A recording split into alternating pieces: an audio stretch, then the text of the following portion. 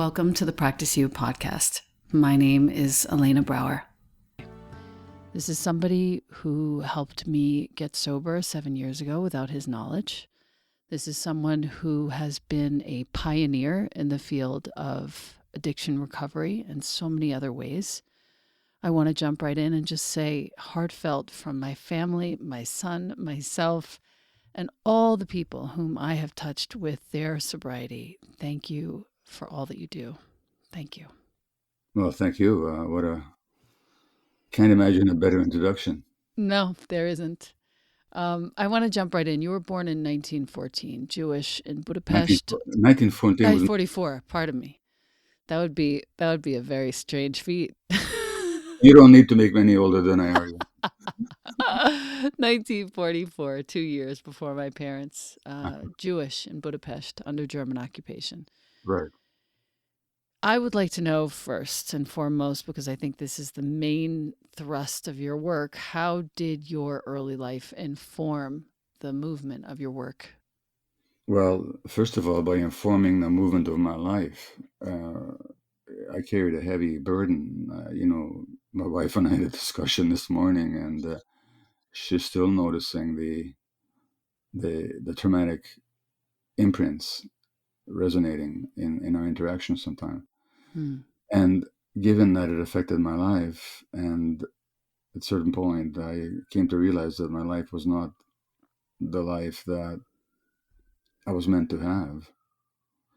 I had to start looking at the sources of my own travails and difficulties, and at the same time, in my medical work, I couldn't help but notice the same patterns in my patients with chronic illness, from cancer to autoimmune disease, with so-called mental health diseases, and I say so-called advisedly, also with addictions, of course, so that my own work on myself and my professional work really meshed to impel me to investigate trauma, its impacts on human beings, and its healing.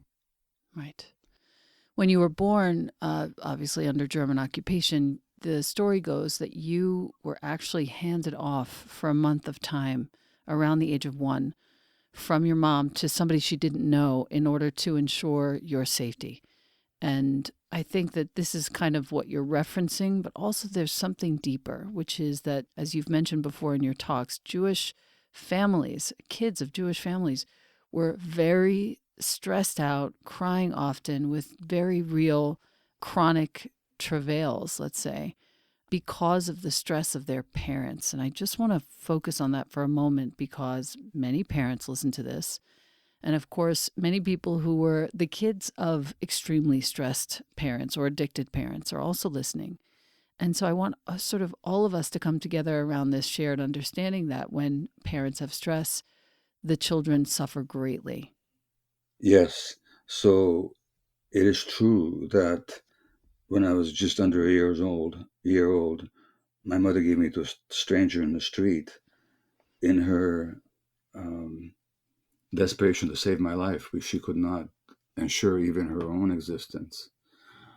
But the year previous also left its indelible mark, because with the death of her own parents in Auschwitz, the threat that we lived under that whole year, the absence of my father in forced labor made her, as you can imagine, and living under anti-Semitic laws, made her very stressed, depressed, terrorized. And infants simply absorb the stresses of their parents. And they don't do that because of any intention on the part of the mother or the father. Children just automatically do it. That's just what they do. And since they don't differentiate between the parent and themselves, they're totally fused with the parent's pain becomes their own pain, which of course there's nobody helped them to discharge. So as one of my teachers, Almas, points out, when the mother suffers, the baby suffers too. Right. And not only does the baby suffer, the baby makes that mean something about themselves. Right. Yes, you've mentioned this in previous talks too. I've watched a lot of them. And you also say that children are by very nature, in the best possible way to ensure their own survival, narcissistic. And that turns out to be the case of kids of burned out, stressed out, freaked out, addicted parents, they think it's about them naturally. You know, I've talked about this before, and in my new book I describe it, but I'm 77 now, and when I was, say, 72, I think, I underwent a psychedelic treatment session with um, with a really fine therapist. And I took the psilocybin, Mm. and I was lying there on the mat, and I knew very well that I was 72 years old, that I was with a therapist. I knew that she was who she was, and I was who I was in the world. Mm-hmm. But at the same time, I was experiencing myself as a 1-year-old child. Oh, wow. And she was my mother. So I had this double consciousness, really. Of course. So I was present as an adult, but also being a 1-year-old infant. And I started crying, and I said to her, my quote unquote mother, "I'm so sorry I made your life so difficult." Oh, heartbreaking. Yeah. Well, Oh, it's heartbreaking for any child to go through that. It was liberating for me to recognize what I had taken on at that age. right. Wow. Big fan, big supporter of psychedelic, psychiatric um, interventions and treatments here. So, and also a Jew. So, all of this is very salient for me.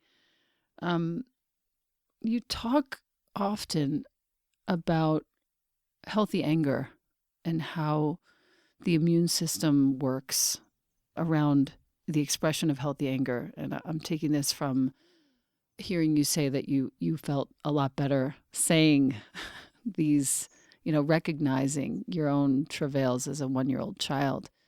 Um, I know that in the world right now, a lot of us are suffering from various degrees of anger at various current events and surrounding narratives. And I wonder if you could speak a little bit about how healthy anger actually protects your immune system and how repression degrades it. Right. So it's interesting because I'm just finishing revising my new book, which is entitled "The Myth of Normal Trauma, Illness, and Healing in a Toxic Culture," and I Wow. and I've just finished revising my chapter on the trauma that infuses our politics. Right. Now, let me circle around a little bit. We're wired for anger. The great tragically late neuroscientist Dr. Jaak Panksepp researched the emotional circuits that we share in common with other mammals. Care is one of them, and he capitalized these. So care, C-A-R-E, which is our instinct to nurture the vulnerable and the small. Without that, we don't survive. Then he identified the circuitry for what he called panic grief, which is the response of a young one to abandonment.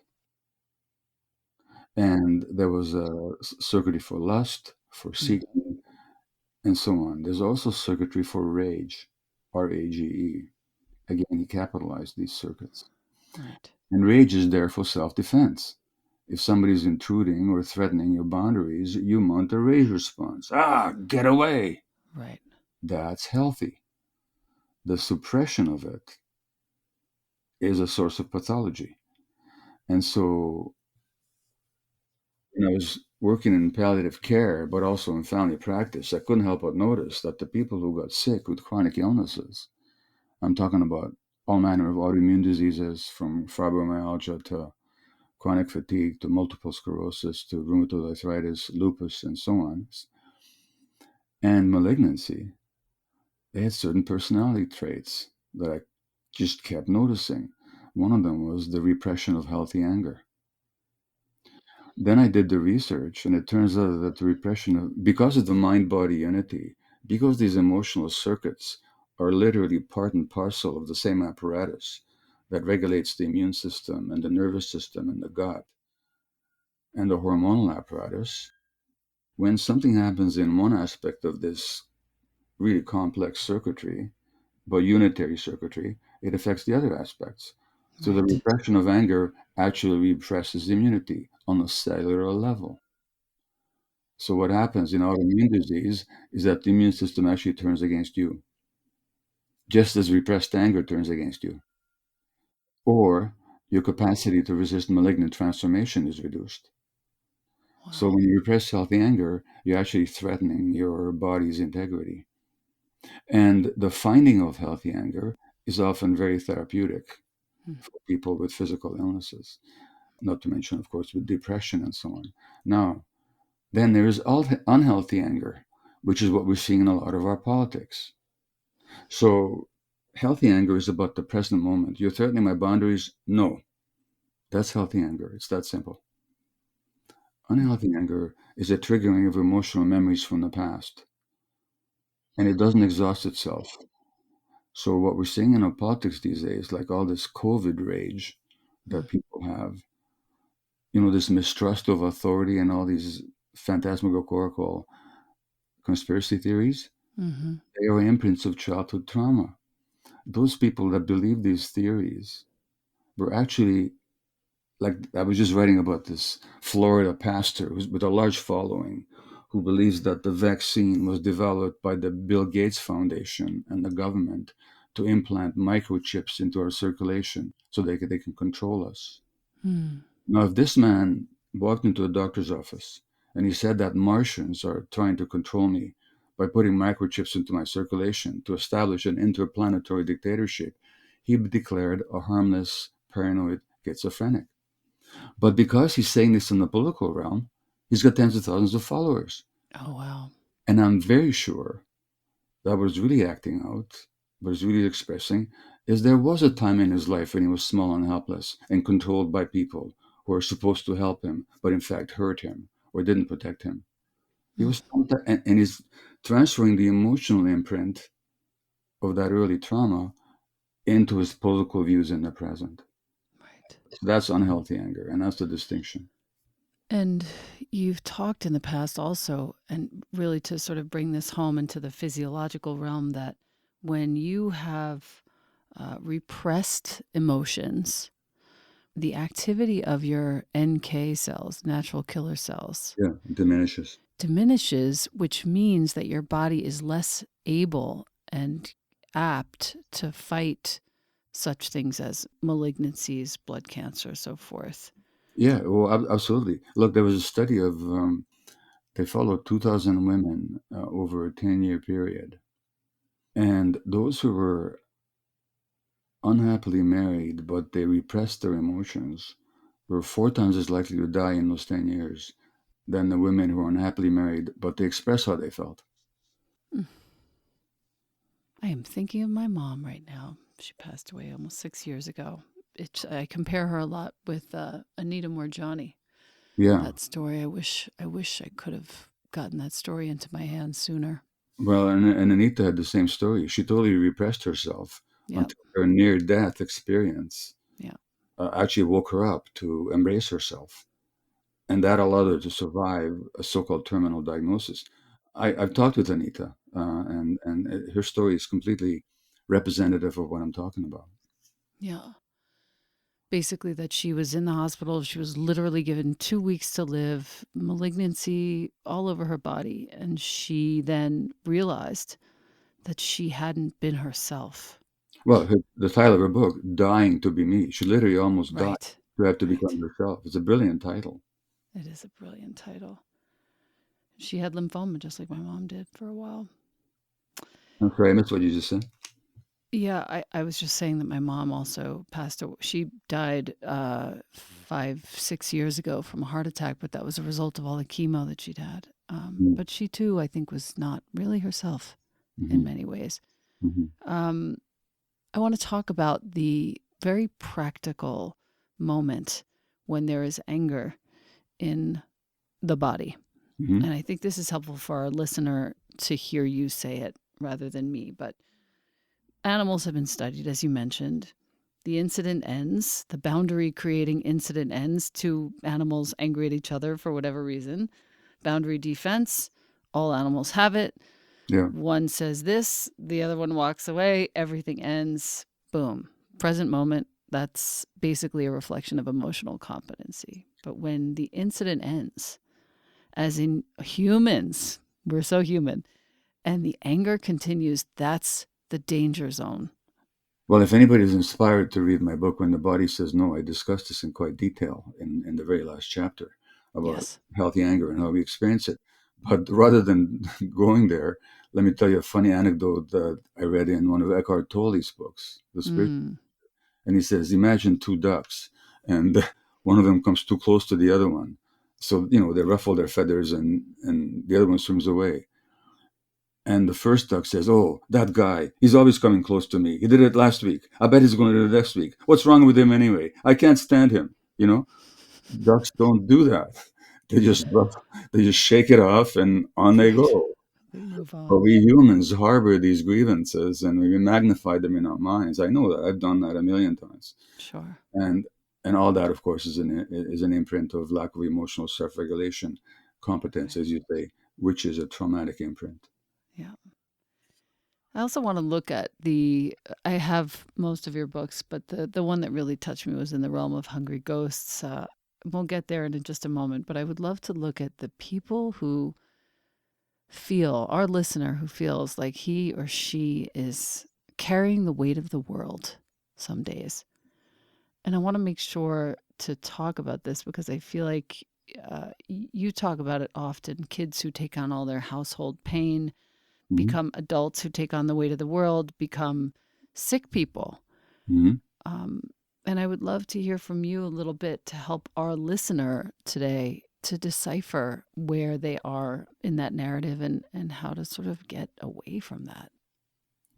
Well, so let me refer back to my anecdote about my healing session with the psilocybin and the realization that at 1 year I took on my mother's pain. Hmm. So I say to people that there's a difference between being socially engaged, caring about the world, compassionate, and being concerned about the suffering that people impose each other. That's all healthy, humane, and necessary, I think. There's a difference between that and feeling crushed by the weight of the world. Whenever you feel that sense of being crushed, you're not in the present. You're in your infancy. You're in your childhood when you took on the pain of your family that you were helpless in the face of, and as a result, you made yourself guilty for not fixing it all. So, whenever you have that overwhelming sense of how terrible the world is and somehow it's weighing on you, it's a childhood imprint. Recognize it and do what you need to do to address it, Hmm. but don't believe it. Again, there's a difference between genuine social responsibility, which I wish we all had, and that overweening sense of burden about how the world is. Right. It's interesting how it's such a tempting thing to emphasize that feeling of being burdened by the weight of the world. It's like almost a lazy sensation. It's interesting because there's an old joke or a funny phrase that goes, I think a lot about suffering, about oppression, about hunger, about war. I think a lot about these things. It helps me keep my mind off things. Mm. Yeah. In other words, in looking at all those, in obsessing about all that, I have the comfort of not looking at myself. Right. Right. And yet to realize through the course of this conversation and all the many books that you've written that, in fact, all our mental health issues and most physical issues are rooted in childhood compensations. That's the point I'm certainly making in my new book. And Yeah. and furthermore, they're not individual manifestations. They are manifestations of our social circumstances. And Hmm. therefore, an illness in a person is not an individual event. It's an event reflecting their milieu. Right. Their context. Yeah. So, Collective. so let me give you an example. A study out of Harvard 2 years ago showed that the women with severe post-traumatic stress disorder have double the risk of ovarian cancer. And the milder their symptoms, the less their risk for ovarian cancer is. Now, again, I'm talking about the mind-body unity, or what the seminal researcher Candace Pert called the body-mind. And of course, these emotional stresses affect your immune system and your hormones, everything. And it's no surprise to me, that Mm. particular study. But nobody gets post-traumatic stress disorder in isolation. It's not an individual event. It happens in a context. So the PTSD of a person actually reflects a social experience in a certain milieu. So that disease represents not an individual physiology gone awry, but a social event. Wow. Several people close to me that I think of right now whose, parent or parents were addicts or in some way under some very serious trauma. And then the kids carry it and then they bring it to school and they bring it to their future partners and they bring it to their children. Yeah, or the kids develop ADHD, or they develop depression or anxiety, or so-called oppositional defiant disorder, so-called because it doesn't even exist. Um, Let's talk about that. about ODD. Let's talk about ODD, ADHD, anxiety, depression. I know that you have a very serious stance on even asthma, that these are all caused by serotonin levels being set rather early in childhood by our relationships with our parents, stressed parents. Let's talk about that because I think that's going to be helpful for our listener today. Well, let's look at asthma for a second. So how do we treat asthma? Do you know anybody with asthma? I do, in fact, and I have some stories about it too. Yes. Do you know how they're treated? Do you know what medications they're getting? Now, of course, the adrenaline inhaler Yeah, being the main one. and probably a cortisol inhaler as well. Right, of Just course. no. What are adrenaline and cortisol? Oh, wow. I never thought about it like this until this moment. Wow. This is why you pay me the big bucks. Clearly, these are hormones that are released in order to mitigate a stress response. These are the body's stress hormones. Now, do you think, now, if you actually look at cortisol or steroids, all across medicine, if you go to a dermatologist with an inflamed skin, what kind of cream are they going to give you? Corticosteroids. If you go to a rheumatologist with inflamed joints, what are they going to give you? Steroids. Oh, man. If you have a flare up of your multiple sclerosis, what are they going to give you? Steroids. Right. These Ugh. are, these are the most commonly used medications across all of clinical practice. Yeah. Now, you think it might occur to us to ask ourselves, gosh, we're giving us stress hormones for everything. Could it be that stress has something to do with the onset of these conditions? Mm. And in fact, the literature is not even vaguely controversial.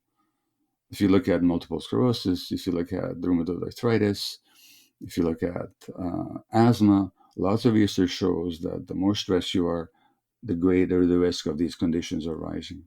Wow. Now, when it comes to ADHD and so on, which I've been diagnosed with, that was my first book. Um, Canadian title was Scattered Minds. And I was diagnosed with it in my 50s, but I never bought into the idea that it's a genetic disease here. First, it's not a disease. Secondly, it's not genetic. Even though two of my kids have it, still not genetic. Because when you think about ADHD, what is the hallmark of it? It's the tuning out. It's the absent-mindedness, right? Right. Now, what is tuning out? Coping mechanism, obviously. Exactly. You tune out when it's too much for you. Now, what do you think it was like for me as a 1-year-old? Right. What else would I do but tune out? Could I run away or fight back or escape? I couldn't do any of that. Wow. I tune out. Then that tuning out becomes wired into the brain. And some years later, they say, "You got this genetic disease called ADHD." No, I don't. You just I have a have lot of practice tuning out. I have too much practice tuning out. Wow. and that, of course, affects the brain chemistry. Of course. But the brain chemistry is not the cause of it. It's a response to it. So the moment the child is feeling unsupported, the tuning out happens, and then that child gets diagnosed as having ADD or ADHD, when in fact the child just needs some different kind of support. Well, something is happening in that child's brain, because these events do influence the brain development. We know that. I see. The brain does develop under the impact of the environment. So which circuits connect properly and which don't, which chemicals and in what quantities are present. These are all responses to the environment. I can change your brain chemistry by how I treat you over time. I'm not Right. talking about medications. I'm talking about emotionally. And children Right. are particularly vulnerable for that. So it's not that there's nothing going on in the brain, but the brain is not the primary origin of it. The origin of it is the environment and the impact on the brain of the environment, which means if you're going to treat these kids, how about instead of just medicating them, or how about most of the time not even medicating them, but changing their environment so their brain can develop in a healthy way? But Wow. because physicians are not trained that way, we're trained to hand out pills. And let's talk about depression for a moment. I would love to hear you speak a little bit on that for our listener as well. Well, it's self-explanatory. What does it mean to depress something? Push down. Yeah, what gets pushed down in depression? Right. The emotional body pain, Anger, anger. Right. uh, emotions. Because when children get the message that their emotions are not acceptable, if they listen to some misbegotten, misguided psychologist, of which there's plenty around, Mm. that angry kids should be made to sit timeouts, you're giving the kid a message that their anger is unacceptable. Now, the kid needs to belong to you, needs to connect with you, needs to attach with you. He or his brain will do anything to maintain that connection. If it takes pushing down, depressing that anger, he'll do that. And then, some years later, he's diagnosed with this disease of depression. It's not a disease, it acts like one, but it isn't one fundamentally. It began as a coping mechanism. It's awful simple, isn't it? It is so simple. When your body says no, the main tenet is that the conditions that we experience in the body are the teachers. Exactly. It is that simple. It is. And in this new book, I have a chapter called The Disease as Teacher. Now, Mm. I don't recommend it to anybody that they should learn to be themselves the way Anita Morjani had to learn.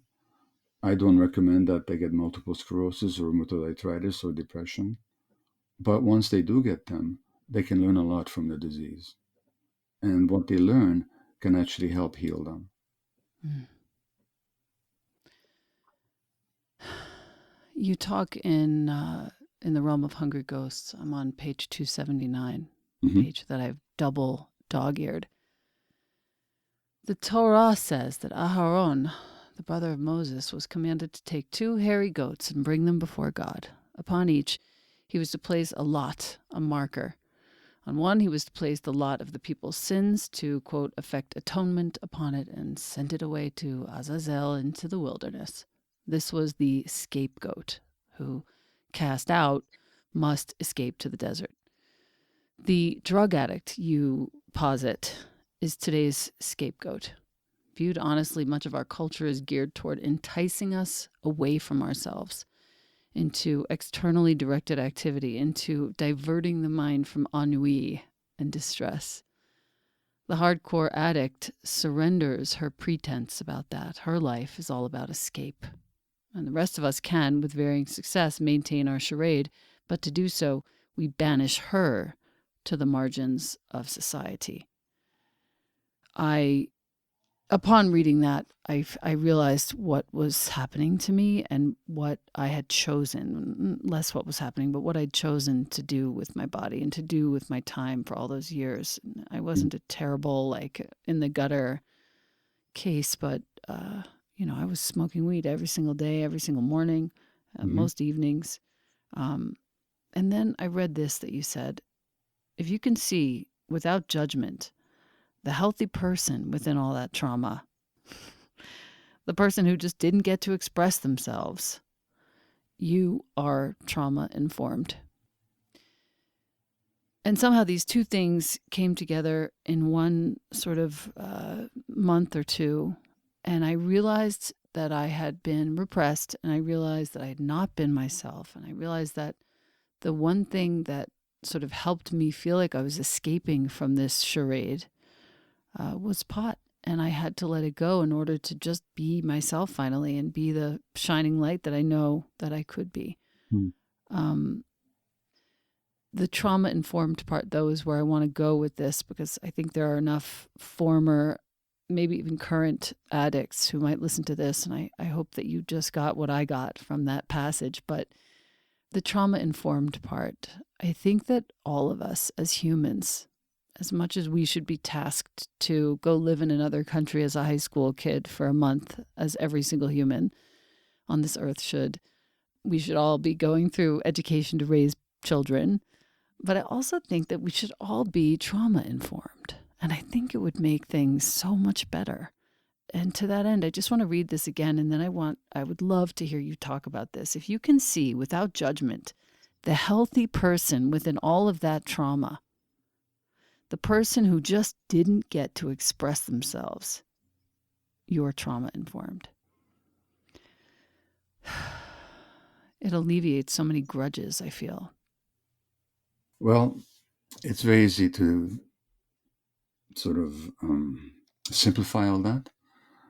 Let's just look at what an addiction is. You say that there are people who are addicts or ex-addicts, probably a lot more than think Yeah.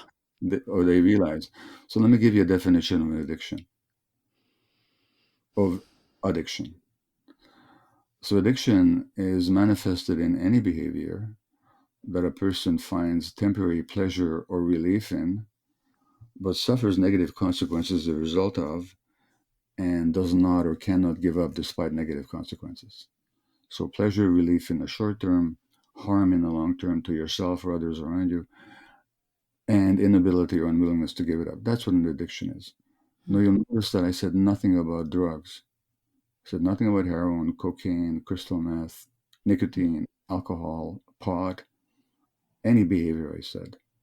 It could certainly entail those substances, but of course it could also be sex, gambling, shopping, eating, relationship, the internet, gaming, extreme sports, even spiritual work. Because it's not the activity per se that represents the addiction, it's the internal relationship to it. Right. Now, when I give that definition and I ask how many here, however many people I'm talking to, can identify that sometime in their life they had engaged in an addictive pattern, virtually everybody puts their hand up. And then the question I ask is, and I'm going to ask you this, not what was wrong with your pot addiction, but what was right about it? What did it give you in the short term? It's so interesting. I've been talking about this with some other folks too recently. It gave me a feeling of lightness Like, and okay, freedom freedom. and removal from the troubles that I was experiencing. Okay, so it gave you lightness, freedom, and peace of mind. Correct. Are those good things or bad things? Wonderful things. So what kind of a disease give you good things? Right. But it's not a disease, Right. I see what you're saying. nor is it a choice. But on the other hand, what you're describing are forms of emotional pain, the Yeah. heaviness that you tried to escape, Yes. the stress. Yeah. So that's why my mantra, ask not why the addiction, but why the pain. And that's where trauma comes in, because you weren't born like that. At some point, the stresses of life got to you so that you lost your peace of mind and you developed a heaviness. That heaviness probably had to do with what you carried from your own family of origin. Yeah. In other words, addiction is not the primary problem. Addiction is the attempted and faithfully doomed, but nevertheless temporarily successful solution to a problem. And the problem is that of trauma. And underneath that trauma there's that whole complete individual that has been buried under the event, under the impact of life's avalanche of life's misfortunes. Mm. And again, language is so simple. If you look at this word recovery, have you thought about what the word recovery actually means? Like, what happens when you recover something? You find it again, rediscover it again. Right. Now, you can't find anything that was never there in the first place, can you? Of course. And you also can't find anything that was destroyed. Of course, right? And when I ask people, what did you recover when you recovered? What do you think they tell me most of the time? Original self. Exactly. They recovered themselves. That's what's in there all the time. Hmm. Hmm. It's funny as you're talking and I look off, sort of to the side, and you know how when you look up and off to the side, your mind goes back to the past, and I Mm-hmm. hear my parents fighting. Mm-hmm. I had a wonderful childhood, but I hear my parents fighting and I hear, Okay, well, I'm going to stop you there. yeah, Let's run over that again. How I old had were a you? wonderful childhood. Yeah, um, uh, even you, Elena. Okay, yes. no. Let's. How old were you when you heard your parents fighting? Mm. I'm seeing like a 5, 6, 7, 8-year-old person. Okay, do you have children yourself? I do. I have a 15-year-old boy. Wonderful. Can you imagine your 15-year-old back at age 5? Yes, I can. Now, let's say he hears his parents fighting the way you heard your parents fighting. What is your Yes. 5-year-old feeling? So torn. Well, torn is not a feeling. Okay. Sad, Okay. conflicted, perhaps, disappointed, Yeah. afraid.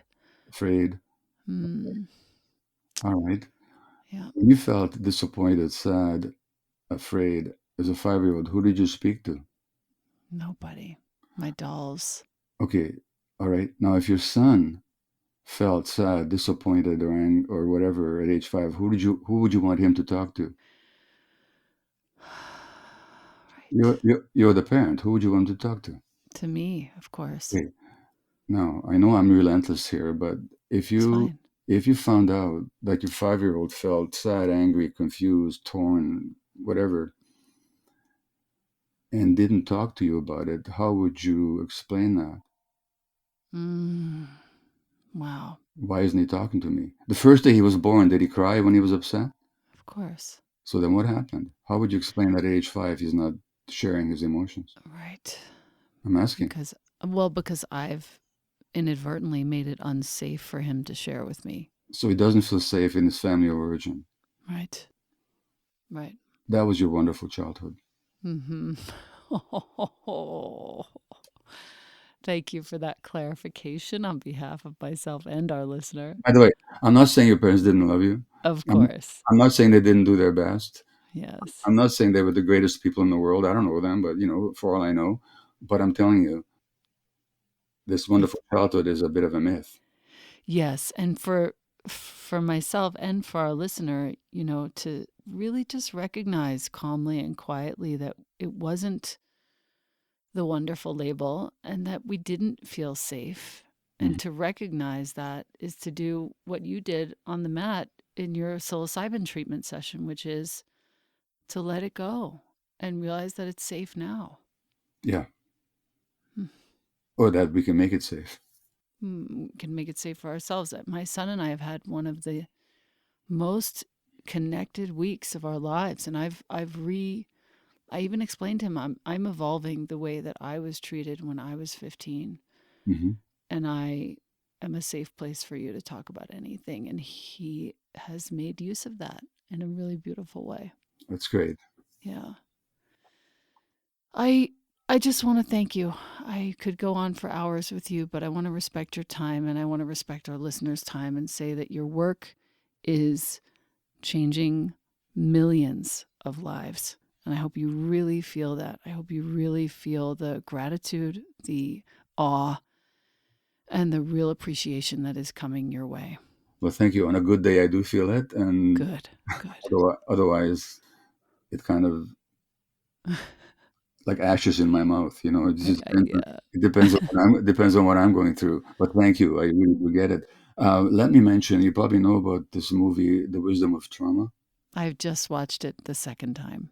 Okay, so Please mention. I don't know when you're going to air this, but this film made on my work about my work Mm. aired online in June, and within a week was seen by over 4 million people in over 220 countries. And Yes. it'll be shown again at the end of this month online Great. for a week, along with a whole set of interviews with trauma experts like Bessel van der Kolk, Great. Dick Schwartz, with celebrities like Jamie Lee Curtis and Jewel Mm. Mm. and Ashley Judd and others, and indigenous people. And we'll be talking about indigenous healing. We'll be talking about the trauma of climate change. We'll be speaking about the trauma of politics. Mm. So I think it'll be, again, a very worthwhile event, and people can check out www.thewisdomoftrauma.com. You're asked to make a contribution because the filmmakers want to make a new film. But if you can't afford it, you just put it down 000 for your contribution. You'll still get access to the package.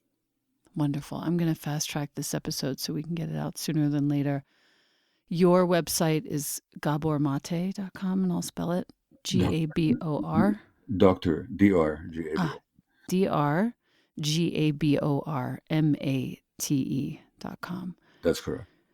Cool. And there's a million of my talks on YouTube that there's nothing to join, nothing to sign, nothing to pay. Mm-hmm. You Mm-hmm. just put my Mm-hmm. name into YouTube. You get a lot of talks on addiction, on stress, on parenting, psychedelics, everything that you and I have touched upon. Yes. And I just want to give one final note of a shout out to my friend Tommy Rosen, our friend. Yes.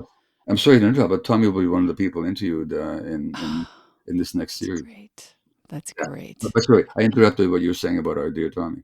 No, no worries. That's important that he's shouted out in that way too. He's the reason why you and I were connected, and I just want to say he's also one of the people that I called and texted in the first days of my sobriety and said I'm doing this, Mm, and he was there. He was right there for me, and I'll never forget it. Tommy, my brother, thank you so much. absolutely. And thank you, Dr. Maté. I'm so thankful for you. Truly appreciate everything. Thank you. Thank you. It's been a pleasure to speak with you. Bye bye. Indeed.